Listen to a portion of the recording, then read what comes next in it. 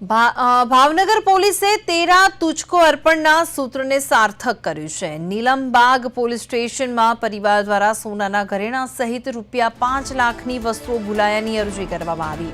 પોલીસે પરિવારની અરજીના આધારે કાર્યવાહી હાથ ધરી સીસીટીવી સહિતની તપાસ શરૂ કરી। જમનાકુંડ વિસ્તારમાં રહેતા પરિવારના સભ્યો હોસ્પિટલ ખાતે આવી રહ્યા હતા ત્યારે રિક્ષામાં વસ્તુઓ ભૂલી ગયા। જો કે નીલમબાગ પોલીસે કાર્યવાહી હાથ ધરીને રિક્ષા ચાલકને શોધી કાઢ્યો હતો। રિક્ષા ચાલકે તમામ મુદ્દામાલની નીલમબાગ પોલીસ મથક ખાતે સોંપી આપતા પોલીસે મૂળ માલિકને પરત આપી દીધો।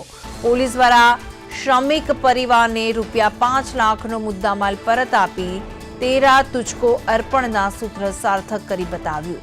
તમામ વસ્તુઓ પરત મળતા પરિવારને મોટી રાહત થઈ છે। ભાવનગર આવેલા ત્યારે જમનાકુંડ ખાતે એમના જે સગા સંબંધી ત્યાં મળવા ગયેલા અને ત્યાર પછી સરટી હોસ્પિટલ પાસે એમના કોઈ સંબંધી હતા ત્યાં આવ્યા। એ સમયે એમનો જે થેલો હતો જે દાગીના ભરેલો એ દાગીના હતા ₹5 લાખના અને રોકડ રકમ ₹10,000ની હતી।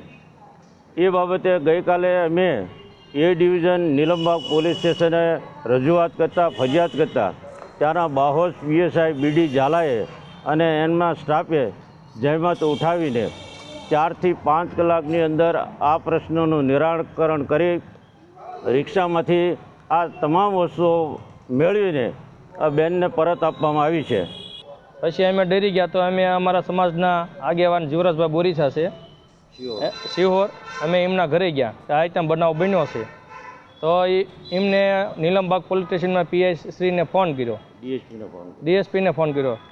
પછી અમને તરત 4-5 કલાકમાં અમનો મુદ્દામાલ પરત થઈ ગયો છે તો અમે અત્યારે સન્માન માટે આવેલા હતા।